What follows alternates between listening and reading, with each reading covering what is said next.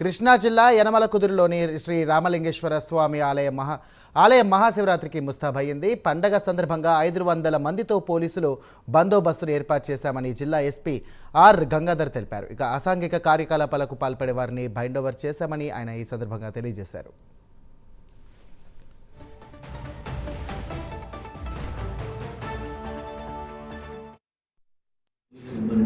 ఇక్కడ ఉన్నటువంటి టెక్నాలజీ ఉపయోగించి సర్వేలెన్స్ పెడతా ఉన్నాము.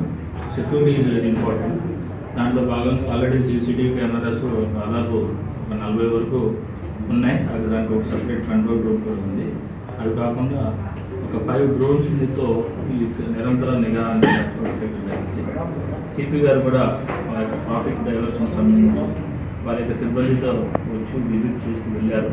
అలాగే ఇక్కడికి వచ్చేటువంటి ప్రభలకు సంబంధించినటువంటి వాళ్ళకు కూడా సపరేట్గా మీటింగ్స్ అవి పెట్టి కొన్ని సూచనలు చేయడం జరిగింది.